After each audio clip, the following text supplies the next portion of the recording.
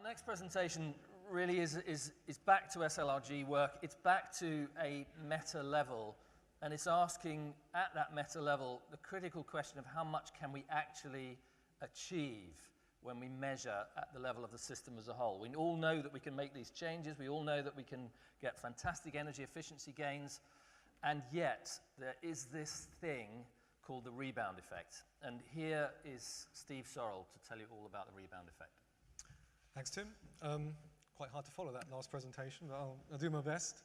This is about rebound effects. I don't know if you know the term. Rebound effects is kind of an umbrella term, really, and it refers to a whole bunch of things that might mean that the energy you save from an energy efficiency improvement, like changing light bulbs, or from a behavioural change, like turning your lights off when you're not in the room and so on, the energy you save may be less than you would expect. The emissions that you save may be less than you would expect. So what this project was about was trying to quantify these for typical actions taken by an average household in the UK. And I led this project, but it's important to say that most of the hard work was done by Mona, in econometric analysis, so any hard questions I'm going to direct her way. And also the project was based on some the input-output modelling that Tim and Angela have done at Surrey. And what that does is allow you to estimate the carbon or the greenhouse gases that are embodied in different goods and services, allowing for the emissions during the supply chain of those goods and services. And increasingly, those embodied emissions arise from supply chains external to the UK, goods made in China, shipped here, and so on. So it allows you to track the emissions associated with that consumption. So just to elaborate a bit on what's going on here. So take an example, you buy a fuel-efficient car, you replace your old banger with one that does a better miles per gallon, fewer litres per kilometre. You expect an energy saving, you expect an emission saving, but that also means it's cheaper to run. Running costs are less, your fuel bills are lower. When things are cheaper, we tend to use more of them. In this case, we might drive more. We might drive more often, we might drive further, we might become more car dependent than we were in the past. Same for heating. If you get heating cheaper, you might use more heating. Lighting cheaper, you might use more lighting. So to the extent that that happens, that's offsetting some of the potential savings. Fewer litres per kilometre in your car, but you're driving more kilometres. So you're offsetting some of your energy savings. But the story doesn't end there. You probably will make some savings on your petrol bills, so you've got some extra money that you can then spend on something else. And whatever you spend it on will have implications for emissions somewhere. So I'm taking a rather silly example of putting it towards a holiday in Spain, which is a very high emission-intensive activity, but you could buy some furniture, and that was obviously manufactured and shipped to you, so it involves emissions, and therefore those emissions are also offsetting from the saving from the energy-efficient car. Or you could save the money. And what does that mean? I mean, it means possibly that you're just deferring your consumption to a few years down the line, or you could interpret it as that money being used for investment, and that investment also leads to emissions. So these are offsetting mechanisms that we sought to track. This is termed a direct rebound effect, greater use of the energy service that has now become cheaper because of the energy efficiency improvement. These are loosely termed indirect effects, everything else that's happening. There's also probably worth considering the emissions that are embodied in the vehicle itself. And if you're interested in the life cycle savings of that vehicle relative to some other alternative, like buying an SUV instead, those embodied emissions are also relevant.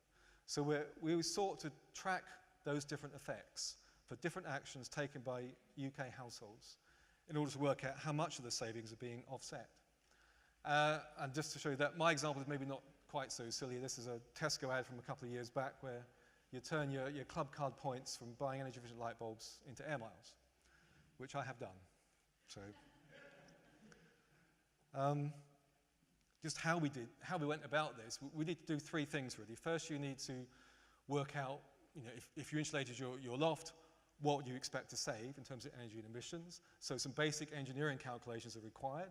And for part of what we did, we use an engineering model of the UK housing stock to track those savings. Then you're going to save money. What are you going to spend that money on? How much on furniture, how much on restaurant meals, how much on recreation? So you need some analysis of household expenditure data in order to map how those cost savings will be spent on different goods and services. So for that, we were using the annual household surveys expenditure and using econometric analysis of that to get elasticities.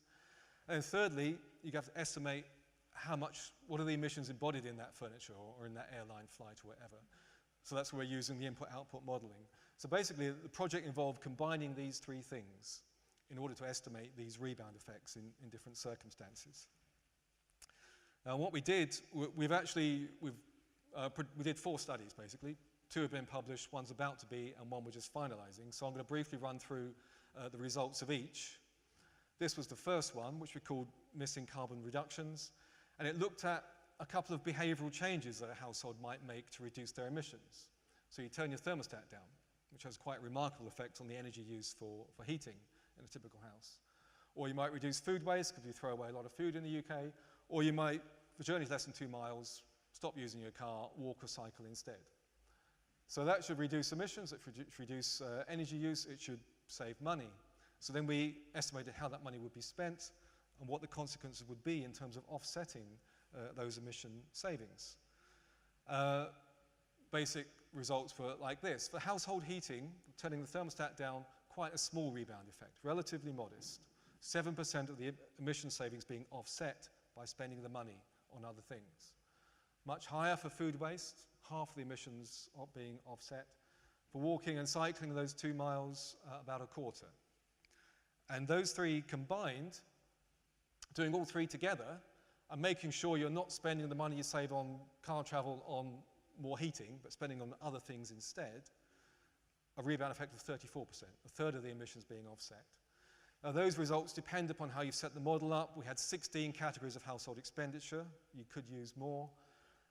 We did some sensitivity tests just to find out how that changes the results. The best you could get, I mean, the smallest rebound you could get from these 3 measures combined was 12%. And of course, you could spend it all on something very emission intensive and end up with a huge rebound effect. Or if you put your money into savings and if you proxy that as investment in the UK, you get a rebound effect of 26%. So it gives you an idea of the magnitude. And the basic message from that is these effects are not trivial. They're quite small for heating, bigger for the others. And that matters because they were assumed to be trivial in the past, typically. So that shows that's not the case. And what's driving those results, well, various things, but one basic thing is what I've called the greenhouse gas intensity of expenditure. If you spend £1 on heating, how many emissions does that lead to? Compared to spending £1 on furniture or something else. And it's the relative size of the greenhouse gas intensity of expenditure on different goods and services that drives those results. And heating, spending money on heating is very greenhouse gas intensive, which is why the rebound effects are fairly low in that case, but less so for the other 2 categories. So that was the first study. This was the second. It was a lot more involved.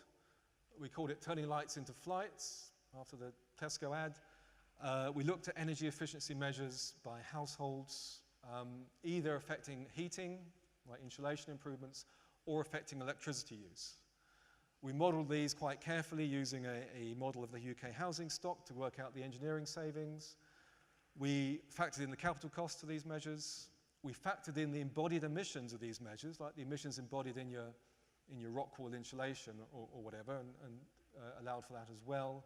Allowed for the subsidies you get from the energy efficiency schemes, and so on, trying to quantify the rebound effects in those cases. And these are all measures supported and encouraged by UK policy at present, of course.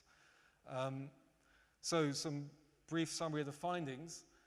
This picture here shows the size of the rebound effects from all of those different measures, assuming those measures are free to begin with. This is from respending the money. And basically, they're pretty much all the same. The measures affecting gas and heating fuels had a very similar rebound effect to those affecting electricity, at least at the moment they do, all around 12 to 15%. And most of that rebound is not sort of saving money on gas and spending it on electricity, it's saving money on gas and spending it on other things, like the embodied emissions. And hence, a large part of this rebound is emissions not occurring in the UK, but occurring overseas, where these goods and services where these goods are produced. So that's the basic results. We averaged this over a 10-year period. And then we factored in the embodied emissions of the energy efficiency measures themselves, like the insulation materials. Didn't make a lot of difference in most cases. This is this red bit here. Made a bigger difference in some cases, like in the loft insulation, which is fairly emission intensive, but loft insulation will last decades. And we were just doing this over a 10-year period. So the size of this bar will depend on what period that you're averaging these effects over. Now these measures aren't free. You've got to buy them, and so you've got to shell out some money to insulate your loft in the first place, after which you save money on heating. And if you allow for that, that obviously offsets the cost saving, offsets the savings on your bills, and therefore changes the rebound effect. And the extent to which it changes varies from one to another, depending on how cost effective they are, and also depending on what time period you're looking at, and so on. But not a radical change in most cases. The one big one there is actually solar thermal, which was pretty uneconomic prior to renewable heat incentive and so on, so that actually led to a negative rebound effect. So bottom line lessons from that study: the rebound effects for these measures, which affect heating fuels and electricity, are fairly modest, in the range 5 to 15%.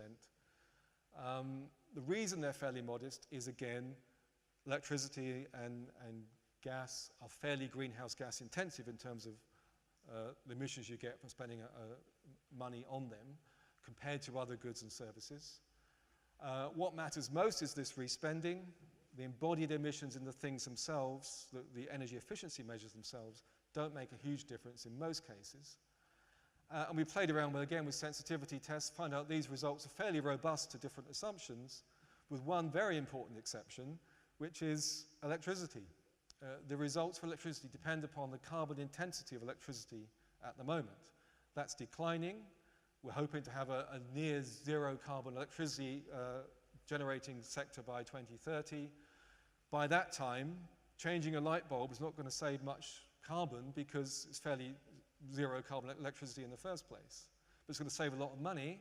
You're going to spend that money on something, and that something will be associated with emissions, increasingly overseas. Therefore, the rebound effects will become greater over time.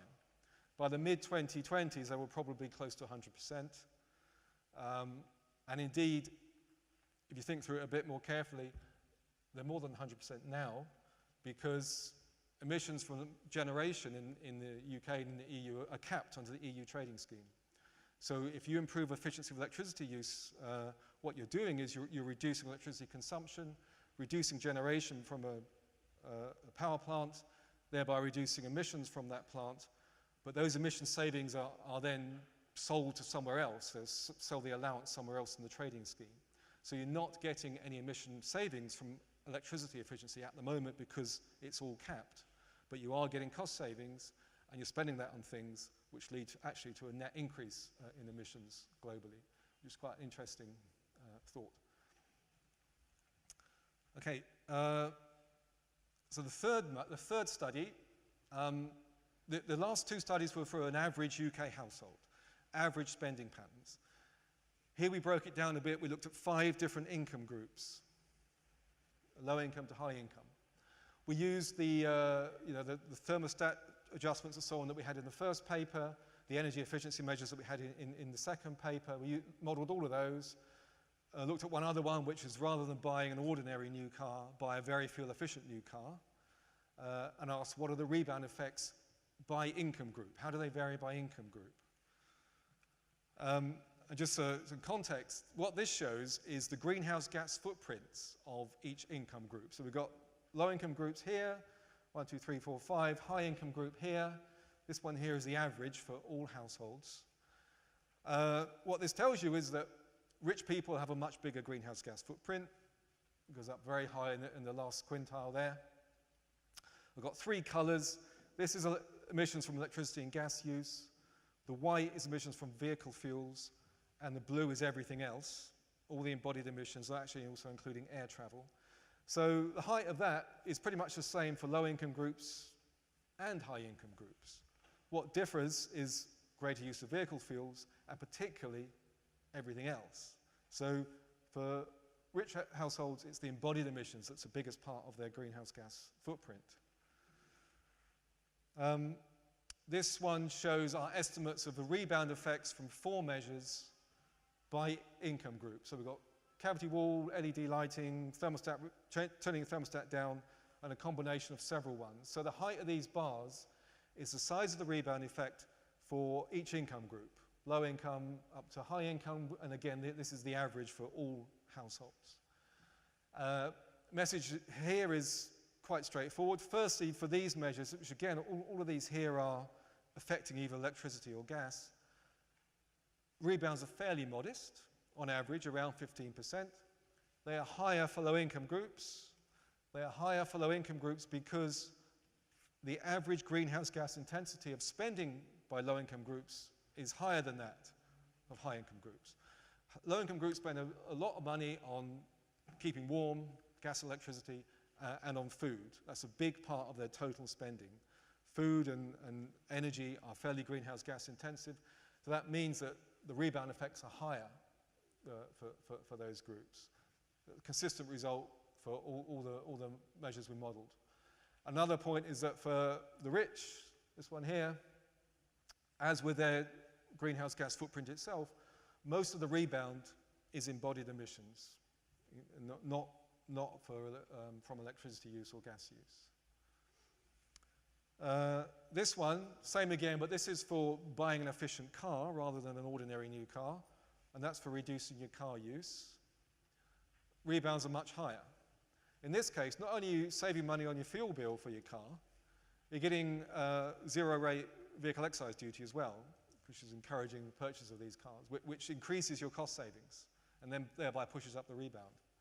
So in this case, a rebound effect of about 50%, 46% mean up to 64% for low-income groups, pretty high, and around 28% for reducing car use. And for food waste, reducing food waste, in this set of runs, very high rebound indeed, an average of 77%. And for low-income groups, reducing food waste, saving money, spending the money, again, leads to a net increase in their greenhouse gas emissions, what we've called backfire there. Okay, so that's the third study that just to summarize. So the findings from that, rebound effects fairly modest for measures affecting electricity and gas use, larger for measures affecting vehicle fuel use, very large for measures affecting food waste, rebound effects larger for low-income groups, and the importance of embodied emissions for the high-income groups in terms of both their footprints and the rebounds.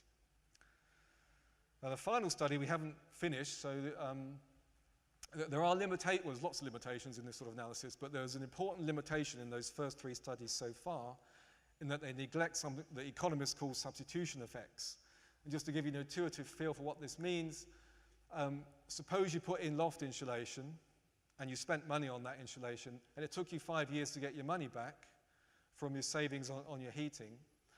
During those 5 years, if everything else stays the same, you're not any better off. You know, you're getting cheaper heating, but you're paying off what you originally spent on the insulation. So in economic jargon, your income effect is zero during that period. So for that situation, had we used the approach in the previous 3 studies, we would have estimated a zero rebound effect as well. But that's rather misleading, because if your heating's cheaper, you're likely to use more heating, and thereby likely to spend less on something else. So your greenhouse gas, your spending patterns, and hence your emission patterns will have changed as a result of this. So what we're trying to do here is trying to capture those effects which were left out of the previous 3 studies. And it actually is quite complicated to do this. It involves quite a step jump in terms of complexity. Just to give you an idea, these results are not finalized yet, but what appears to be happening is that for the measures affecting gas use, once you allow for these so-called substitution effects, you get a bigger rebound effect. For electricity, it worked out pretty much the same for various reasons, and it was a little bit less for the measures affecting vehicle fuel use. So not massive changes, but important nonetheless, and perhaps more accurate in their estimation. Okay, so to summarize the overall findings from those 4 studies then, as I said, rebound effects at the moment for UK households would appear to be fairly modest for measures affecting gas electricity, larger for measures affecting vehicle fuel use, 25-65%, and very large indeed for measures affecting food waste. These estimates depend upon the time period and the assumptions that you use, but we have done sensitivity tests that don't change a huge amount with the exception of the carbon intensity of electricity, which is very important in terms of driving the results for electricity. And they're larger for low-income groups. So what does it all mean? Well, firstly, clearly, these measures are still reducing emissions. In nearly all cases, rebound effects are less than 100%, and there's overwhelmingly strong economic rationale for supporting improved energy efficiency and overcoming barriers to energy efficiency, and so on. So in no way does this detract from the rationale for energy efficiency policy. Instead, it says what this implies is that the emission reductions you will get, when looked at from a global perspective at least, are less than what you expect. And therefore, it will be tougher to meet our targets for emission reduction than we expect. And this matters because we ignore rebound effects almost completely at the moment in most policy analysis. We certainly ignore the indirect effects. We do account for some direct effects in some cases. So lower emission reductions and tougher targets. What do we do about it? Well, various things, but the one that I would focus on the most is carbon pricing, be that through a carbon tax or a cap. But the point about this is for this to work properly and to mitigate both the direct and indirect rebounds, it really needs to be economy-wide. It needs to encompass all goods and services. If you just focus on households and just focus on their own gas and electricity use, for example, it's not going to do the job. And moreover, since so much of our emissions these days are associated with consuming goods and services that are manufactured overseas, this really ought to include some form of border carbon adjustment to price imported goods in proportion to their embodied carbon. And my final slide, just opening it up a little bit to the broader themes of the day, implications for sustainable consumption. Firstly, there's a lot of social psychological literature on gaps between environmental values and actual actions and so on. This is pointing to a different type of gap, but one that's been somewhat neglected, is gaps between the actions themselves and the outcomes that result, which really needs to be, needs a closer look. Everything we've done is economic. Economics is a rather, oversimplified view of human behavior. I think you can go a lot further with this in terms of the psychological drivers of rebounds. So, for example, there's this phenomenon of moral licensing. So you do something good, and it gives you a license to do something bad. So you do your recycling so you can justify going on your overseas holiday. There's an interesting dynamic there which could potentially drive a different type of rebound, which may well be significant in many cases. You can do things about rebounds in addition to the carbon pricing in terms of how you spend the cost savings. If you use the cost savings from energy efficiency improvements to buy a few carbon allowances, which are now trading at $2 a tonne or something ridiculous, €2 a tonne, you'd more than offset any rebound.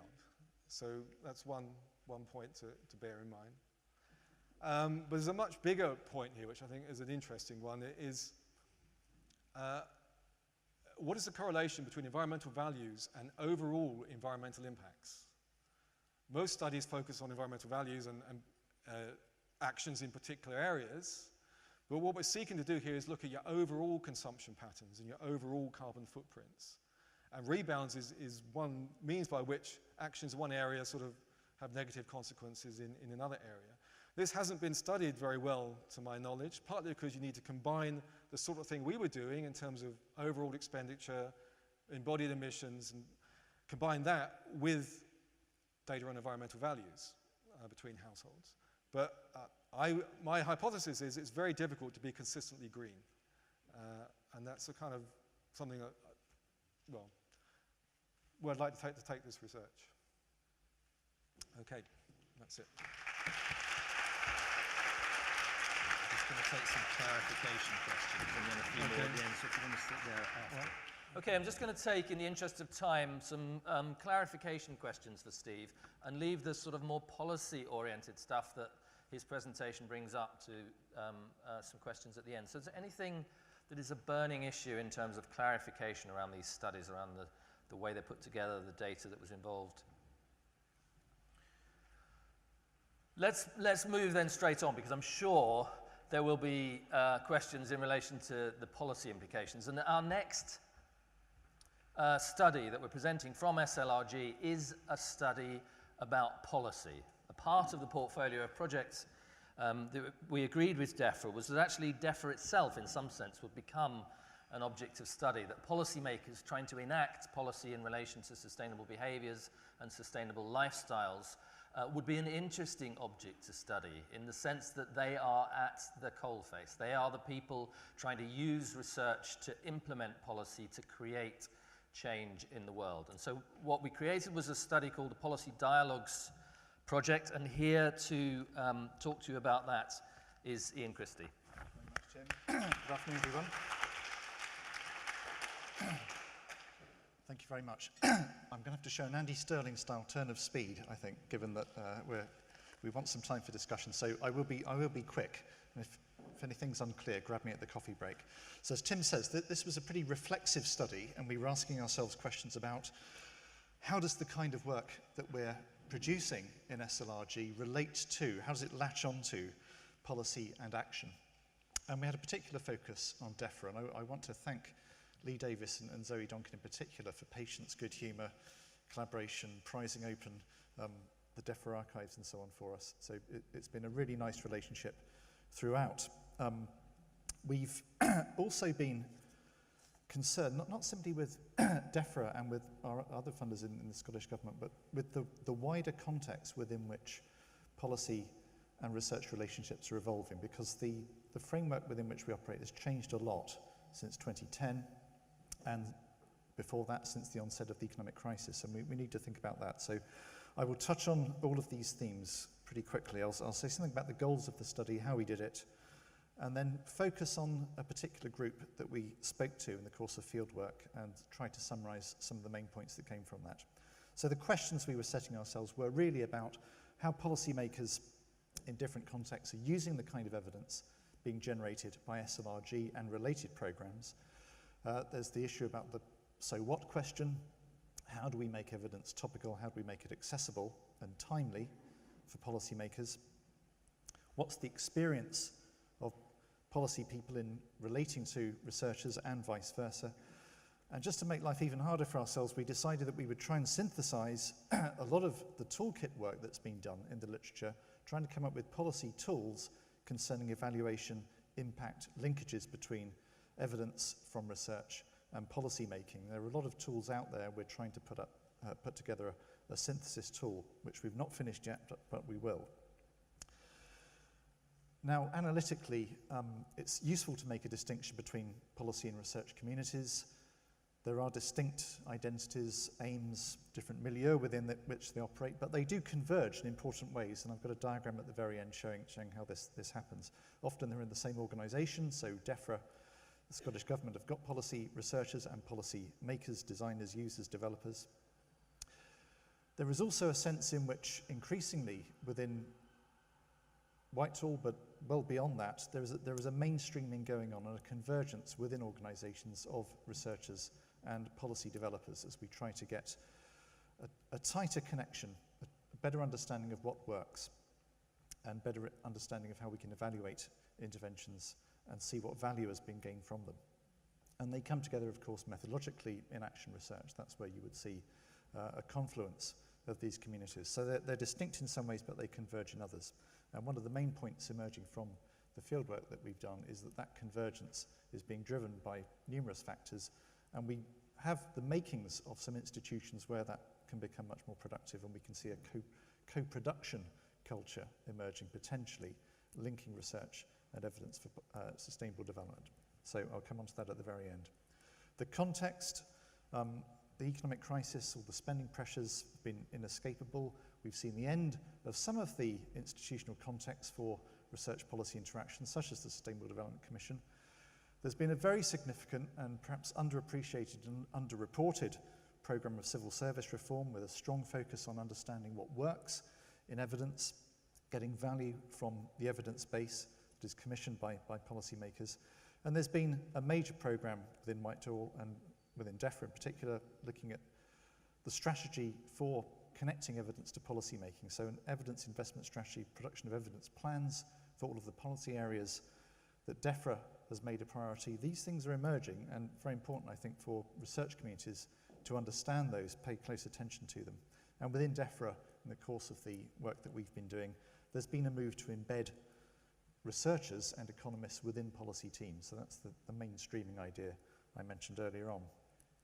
Other factors shaping the landscape that we see for policy and research dialogues, the continuing process of austerity, the evolution of sustainable development as an idea with far more focus now on the green economy, partly in response to the pressures of economic crisis, the mainstreaming not only in government but also within the public sector, within companies and in NGOs.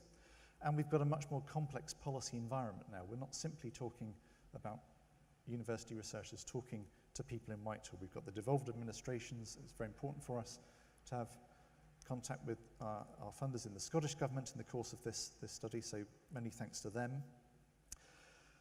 And we've also got a landscape within which corporate sustainable development initiatives and grassroots ones, such as the ones that Andy, Bex and Rachel were talking about, and Emily as well, are becoming more important. And in some ways they are autonomous from wider policy frameworks. They are going it alone. There's also a lot of institutional development going on in government. We now have an array of work centres across Whitehall, and discussions are going on about what kind of similar body would be appropriate for the kind of policy that's developed within DEFRA and DEC. There's the famous Nudge Unit, the Behavioural Insights team, focus on RCTs, randomised controlled trials, as a kind of gold standard, maybe at the top of the hierarchy at the moment as a research method, and that was questioned by some of our interviewees, as I'll mention. There's an attempt to get much closer alignment between evidence and policy making. And there's a very interesting development. I think this is something we all need to keep a close eye on, and that was certainly the feeling of our interviewees. The move towards open policy making, and this is something DEFRA has been pioneering. Far more outreach to different research communities, user communities, in the framing of research questions, the shaping of priorities, much more collaborative co-production approach to the interaction of research and policy making. And that's in its very early stages, but it's potentially very important. The methods, we've done a literature review, which we keep adding to. We've also been careful to make connections with the work done by our sister program, Sustainable Practices Research Group. Sarah Parry at Edinburgh has done an interesting parallel project to this one on policy research connections, and she's been looking at the potential for creating what she calls trading zones between social science and policymakers, and that does have echoes with some of the recommendations that we get from our fieldwork. I want to focus on the fieldwork. We've done 3 phases. There have been interviews with 14 what we call boundary spanning experts, and I'll spend the time I've got left on them. We've also done case studies within DEFRA and the Scottish Government. We're still analysing those, and there's a bit more to be done by way of cross-checking. So in the interest of time, I won't go into those, but I'll focus on the boundary spanners. So who are these and why have we picked them? They're people who have got a foot in both camps of policy and research communities. Their experience stretches back at least a decade over the embedding of sustainable development thinking within policy circles. They've got experience at senior level of commissioning and also taking part in research, and they reflect the diversity that we now see in the policy and research landscape. So we've been speaking to people not just from Whitehall, not just from DEFRA, but also Scottish Government, the Welsh Assembly Government, people who've had experience of the regional level of governance, local governance, universities, think tanks, and consulting. So the boundary spanners are people who have got rich experience of the intersection of policy and evidence at many different levels. And we've asked them about how they see the changing context that I've sketched out, what they find problematic about the relationship between research and policy making, and what opportunities and ideas do they see for an enhanced relationship. So I'll just quickly highlight some of the responses that we've got from boundary spanners in that phase of fieldwork.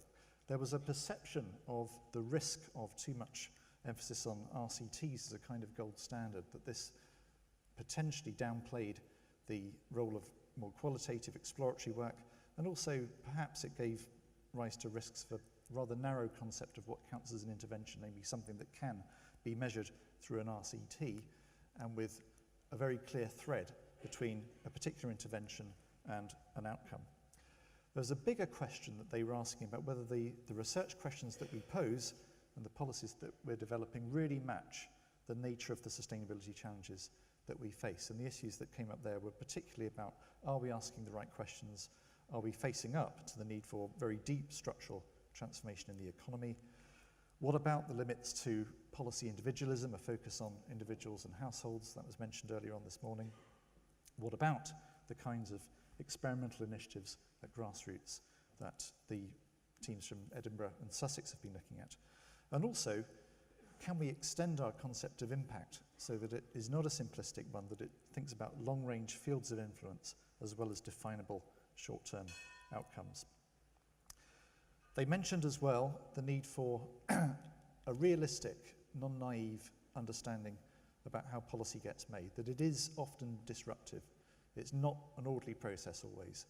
Neat policy cycles do exist, but they also coexist with disrupted political events, decision-making processes which suddenly erupt into the normal timetables of policymakers, with enormous demands on rapid evidence gathering, appraisal, and sense-making. And we also need to be very clear that although we might want evidence-based policy, and we don't want policy-based evidence, evidence-based policy is not the same thing as evidence-led policy. There will always be politics-based policy at the bottom of decision-making, and a clear-headed understanding about the inescapably political nature of all these processes is crucial. And the boundary spanners were also very clear that we've got to be realistic about the big picture framing that we now see in politics for the foreseeable future.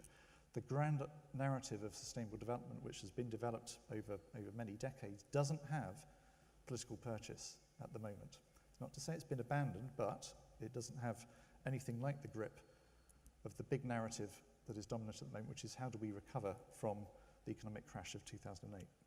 The most important point that the boundary spanners made is that we've got to look for our policy and research communities, not just in Whitehall, not just in the devolved administrations, but within business communities, civil society and local governments, because those are also systems of innovation.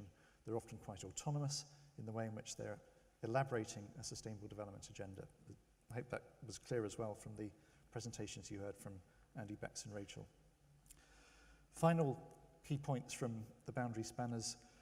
There's an asymmetry. Lots of people within policy-making communities have a very good grasp of social research. It doesn't work the other way around. Academic researchers often don't understand policy processes. There's a perceived problem, given all of the cuts, reorganisations within Whitehall and elsewhere, about the capacity that policymakers have got for evaluation and synthesis. There's been a lot of turnover, potential loss of collective memory, lower capacity for managing the knowledge bases that we have within policy communities. There's a lot of focus on rapid appraisal, tight link to outcomes from commissioned evidence. This is all well and good and completely understandable and desirable, but our interviewees constantly emphasise the need also, alongside that, for patience and open-endedness, given that we cannot specify in advance all of the outcomes that we might want. Again, a point that was made by the Sussex and Edinburgh teams this morning.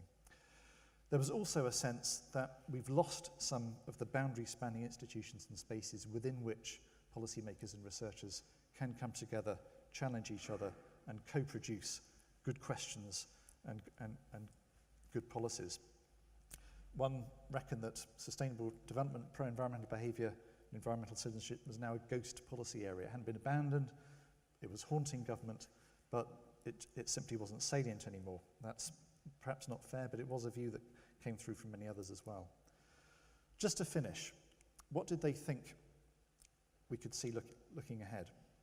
Well, all of the economic pressures, the policy pressures, and perhaps the nature of sustainable development challenges themselves begin to point us towards co-production, of issues at many different levels, no longer relying simply on universities, no longer relying simply on policy making in central government, but looking, as the open policy making model does, at a much richer range of networks coming together.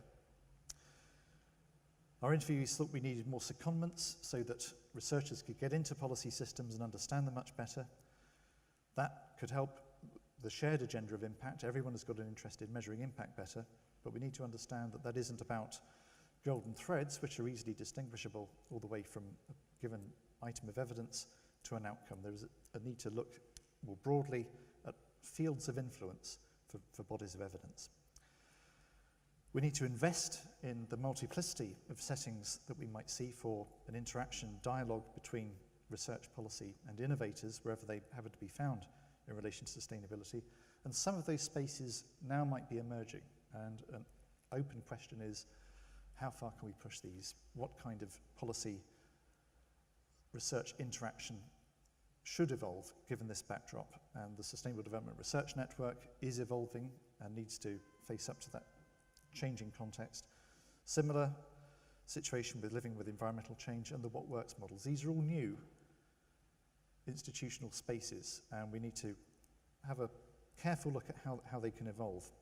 One particular model which is very new, going to be launched next week, is the ESRC's Nexus Network Plus, which will be the framework within which all of the ESRC's research on energy, food and environment unfolds. Now that potentially is the kind of space we're looking for, within which many different policy actors at all sorts of levels, from all sorts of sectors, not just from Whitehall or the devolved administrations, can come together. And to sum it all up, that's an attempt to put it in diagrammatic form. We don't just need to find these new spaces, which might well be found within what's now emerging with the open policy making framework, SDRN's work, and the Nexus Plus from the ESRC. We need to think about how we're going to invest in capacity building. If we think we've got to find policy actors, idea generators, evidence creators in many different settings, we've also got to think about how we build up their capacity and how we fund that. Thank you very much.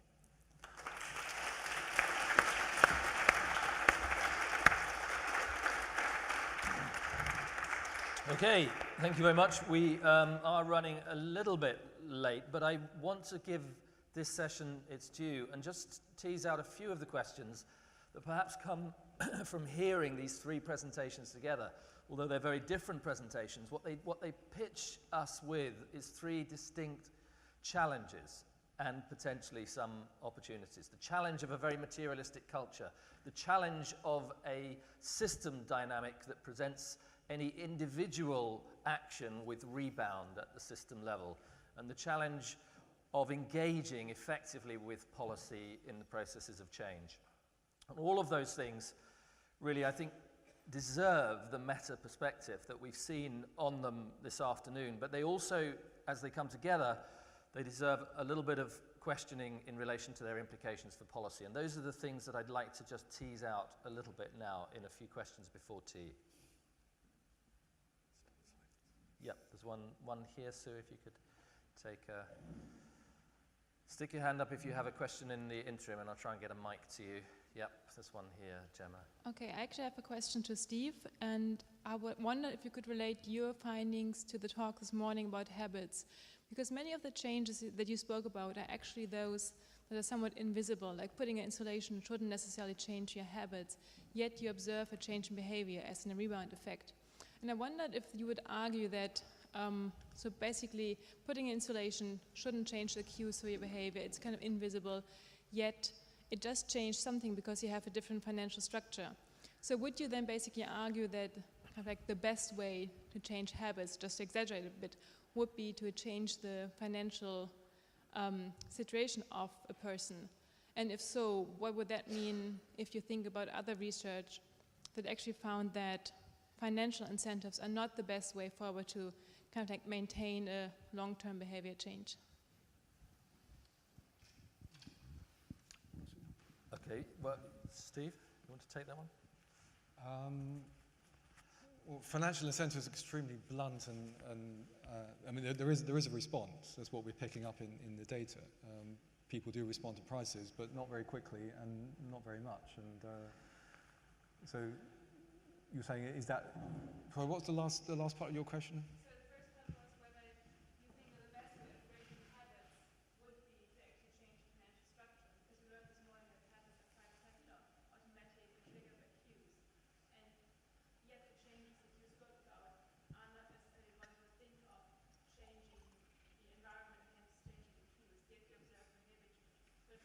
What do you mean by changing the financial structure? You mean changing?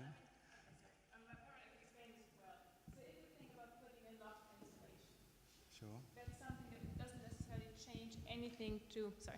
Okay, so if we think about the example of putting loft insulation, your last slide, you then basically argue that this would make heating cheaper and hence people change the way how they use heating.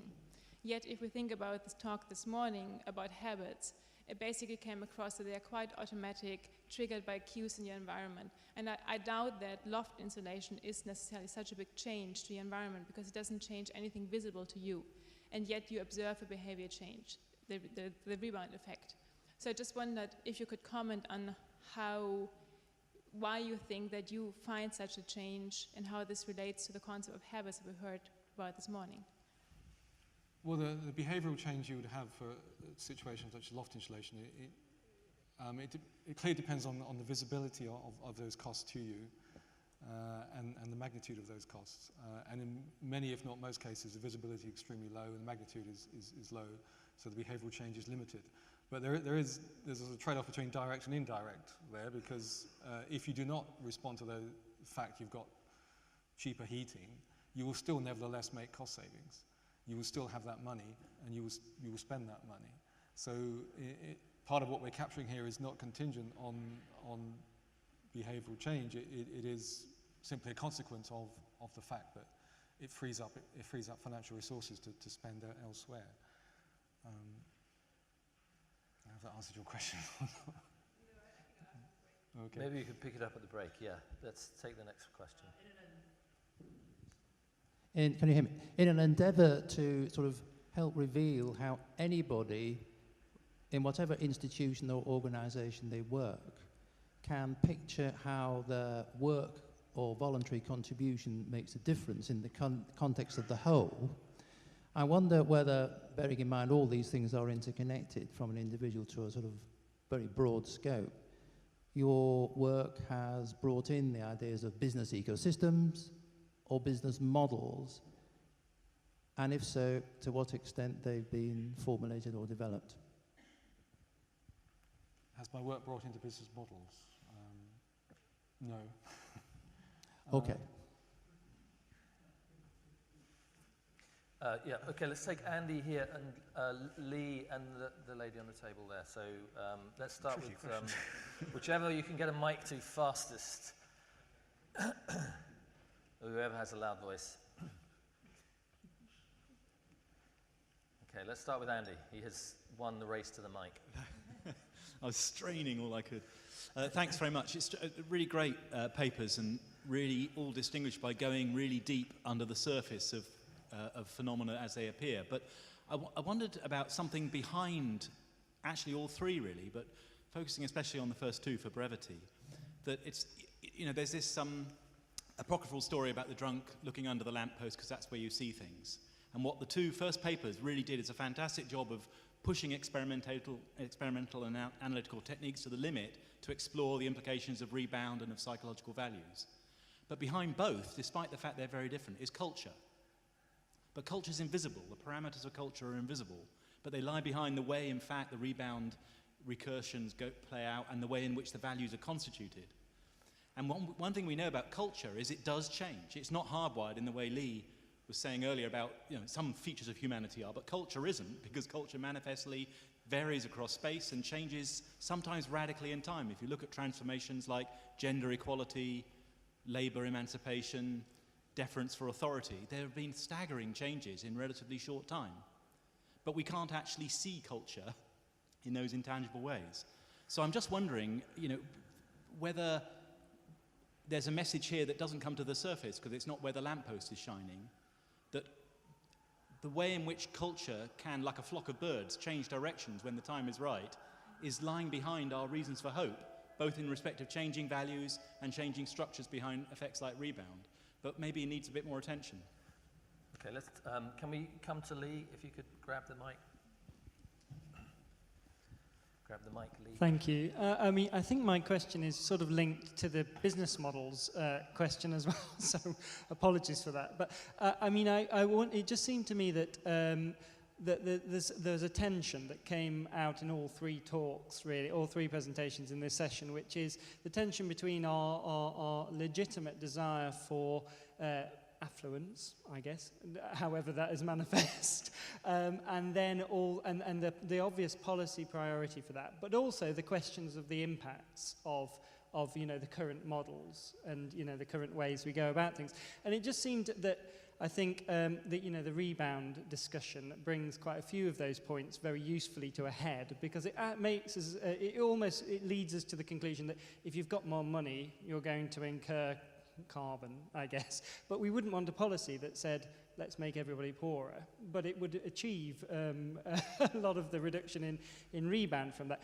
So, I mean, I guess, is that directing us towards a very simplistic, I suppose, conclusion that we should be targeting switching from one thing to another that may have lower impacts, but actually has increased well-being results because it's a better quality item. So if you take food, for example, moving not to actually reduce the amount of food you're eating per se, but actually you're consuming less food but of a better quality, and it's not actually costing you less, therefore you're not making cost savings. I mean, should we be thinking about it in that way, or is that too simplistic, really? Sounds very much like the PhD project of one of my PhD students here who's working on that. That's handy. And just to say, just a quick point on the business models, absolutely critical, but sadly was one of the dropped projects. It comes into our debate though, so hopefully in the panel session later we'll come back to it. Let's just take the one more question and then some reactions from everybody here. Okay. Shout above the noise.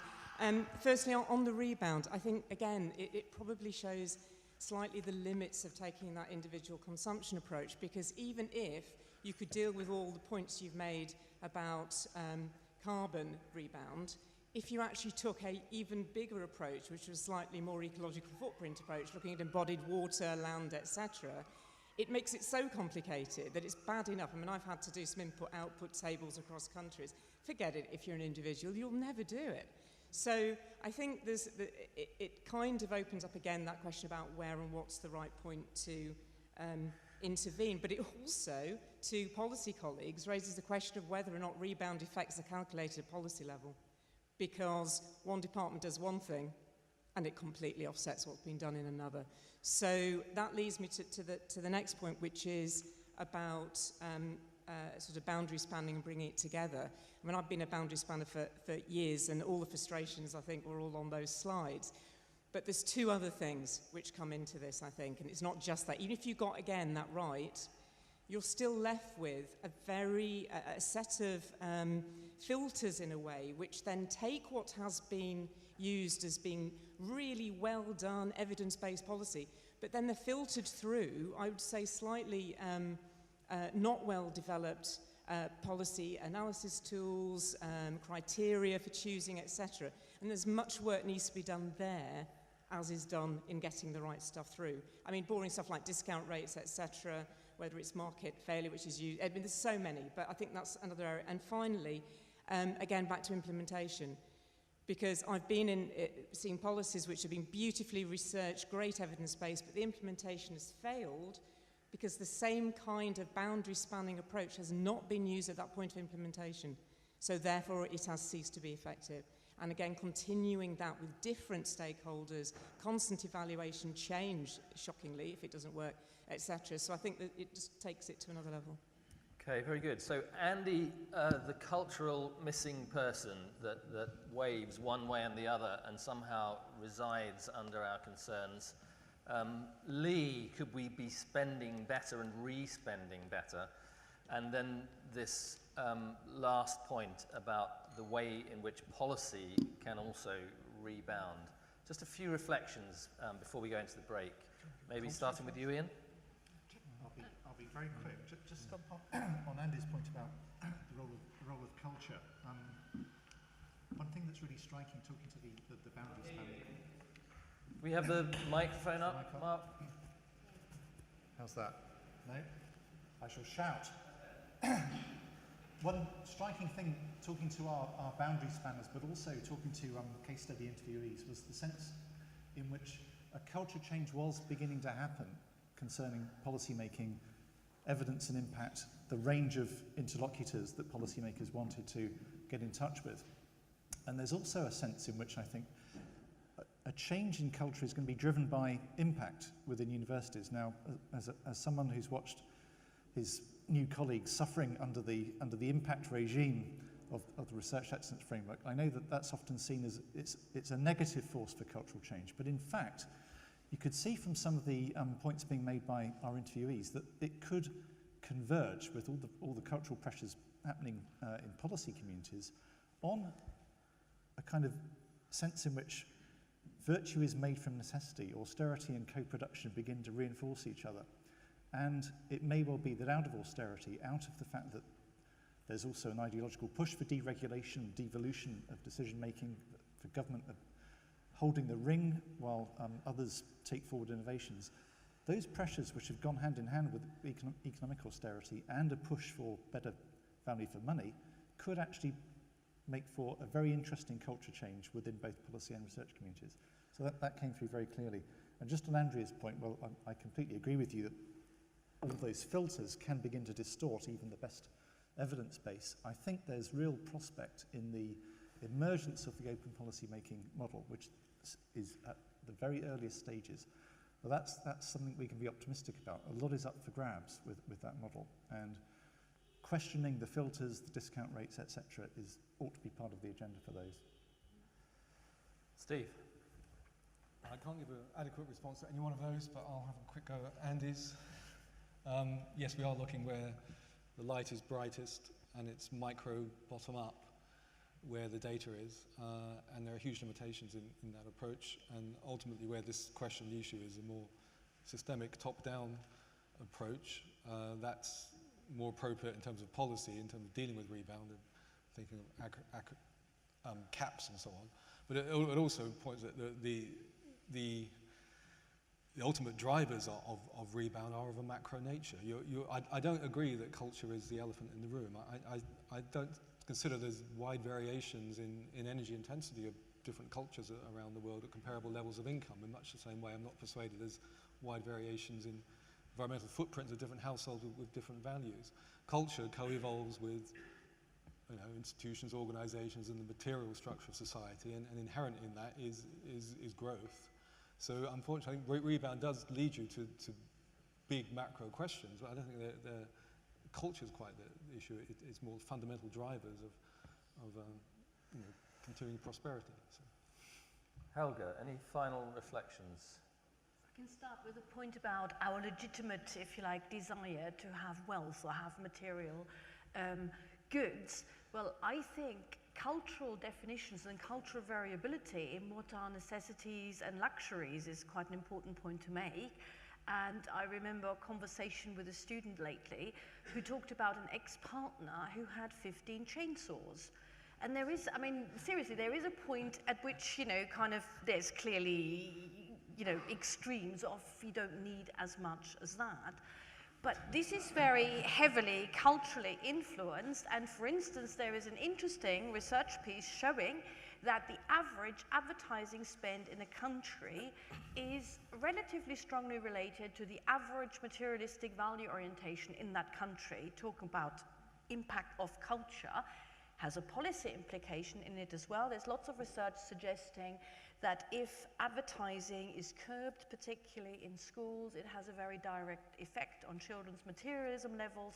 So culture can do a lot, both in terms of bring about change and our awareness thereof, and maybe sort of kind of not totally linked in, but there is, these tipping points when cultural orientations do change a bit.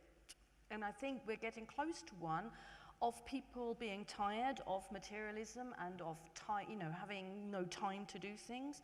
And mindfulness seems to be a bandwagon coming up, bigly heralded, and for once, I actually think it could be a really good one alongside with voluntary simplicity.